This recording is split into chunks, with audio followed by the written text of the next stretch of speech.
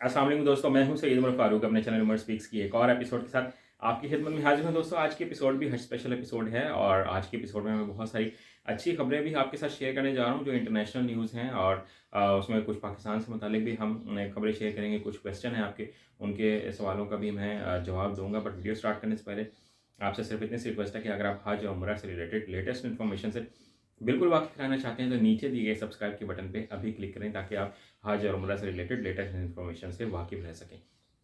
जी तो दोस्तों, बात कर लेते हैं। सबसे पहले कुछ लोग ये पूछ रहे थे कि आजकल वीज़े का रेट क्या चल रहा है। तो जनाब 650 रियाल जो है वो वीज़े का रेट है। अगर आप चाहें तो अभी वीज़ा लगवाएं और अपने मर्ज़ी से आप ट्रैवल कर सकते हैं। बट बहुत से लोग ये मुझसे क्वेश्चन कर रहे हैं कि हमें रमज़ान के जो पैकेजेस हैं उनके बारे में बताएं। तो अभी से रमज़ान के पैकेजेस बताना बहुत मुश्किल है क्योंकि मैं खुद तो वैसे टूर ऑपरेटर नहीं हूँ, बट मैं उनके साथ इन टच ज़रूर रहता हूँ, उन लोगों के साथ गपशप मेरी रहती है।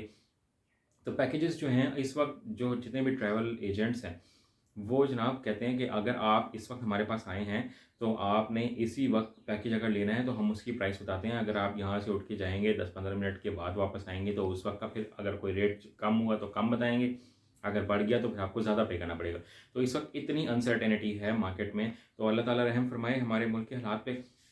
बाकी मैं अगर कुछ सऊदी अरब से हवाले से मैं बात करूं कि उन्होंने क्या शानदार इक़दाम किए हैं हज 2023 से मुतालिक, तो उन्होंने एक स्मार्ट कार्ड जो है वो इंट्रोड्यूस करवा दिया है कि इस दफ़ा तमाम जितने भी आज़मीन हज होंगे इंशाल्लाह उनको स्मार्ट कार्ड मिलेगा और उसमें वो बिल्कुल इसी तरह होगा जैसे हमारा आईडी कार्ड होता है या एटीएम कार्ड, डेबिट कार्ड होता है। उसमें तमाम हमारी इन्फॉर्मेशन होगी जो जो लोग भी हज अदा करने जाएंगे, और वो इन्फॉर्मेशन वो बाद में किसी भी वक्त उनकी इस्तेमाल की जा सकती है, कहीं स्वाइप करने के लिए, कहीं उनको ट्रैक करने के लिए, ट्रेस करने के लिए। अगर कोई बंदा खुद न खासा गुमशुदा है तो हम उनको किस तरह से ट्रेस कर सकते हैं, या किसी को इलाज की ज़रूरत है तो उसकी पूरी डिटेल उनके स्मार्ट कार्ड में मौजूद होगी।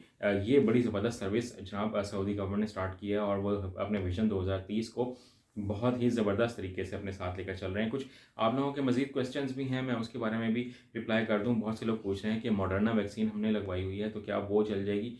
वो चल तो सकती है अगर 6 महीने से कम हुए।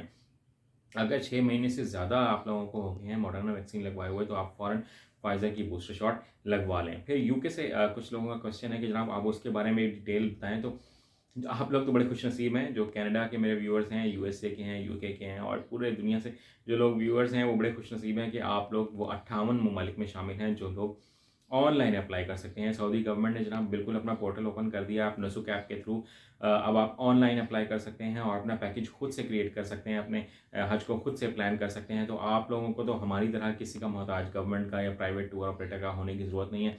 आप फ़ौरन नुसुक ऐप NUSUK, ठीक है, इसको सर्च करें गूगल से, गूगल प्ले स्टोर से या आई स्टोर से, ठीक है। आप वहाँ से इसको डाउनलोड करें, बहुत आसान ऐप है, उसको इस्तेमाल करें और अपना हज का प्लान खुद बनाएं।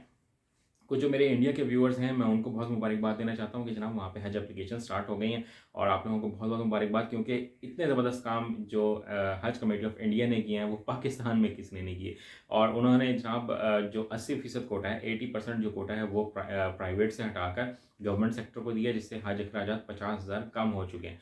और जो 20% कोटा है वो प्राइवेट सेक्टर को दिया है। फिर जो बड़ा ज़बरदस्त उन्होंने स्टेप लिया वो ये है कि उन्होंने कहा हम इसमें जनाब किसी अहराम की प्राइस शामिल नहीं कर रहे, तो वो फ्री ऑफ कॉस्ट मिलने के चांसेस हैं। देन जो एक ज़बरदस्त उन्होंने काम ये किया है, ये एक एग्जांपल है पाकिस्तान की हज मिनिस्ट्री के लिए कि उन्होंने ये कहा है कि जनाब हम लोग जो बुज़ुर्ग हैं और जो ख़वातीन हैं उनको हम किसी भी किस्म की कुरानदाज़ी में शामिल नहीं करेंगे, वो डायरेक्ट चले जाएंगे। तो यार कितने ज़बरदस्त वो लोग स्टेप्स ले रहे हैं, ये हम मुस्लिम मुल्क में बैठे हुए हैं, हम ये स्टेप्स क्यों नहीं ले सकते। इसके साथ साथ उन्होंने ये भी कहा है कि जो ख़वातीन जो 45 साल यानी कि 45 ईयर से ज़्यादा की हो गई हैं उनको किसी महरम की ज़रूरत नहीं है। अब इसमें लोगों के डिफरेंस ओपिनियन है तो वो आप लोग देख लें कि आपने महरम के साथ जाना है या विदाउट महरम जाना है, वो आपका फ़ैसला है। बट जो उन्होंने ऐलान कर दिया वो सऊदी गवर्नमेंट के उस पर जो उन्होंने ऐलान किया उसको फुली तरीके से वो फॉलो कर रहे हैं। अब अगर किसी का मूड है, वो जाना चाहते हैं, उनको सही लगता है तो वो जा सकते हैं।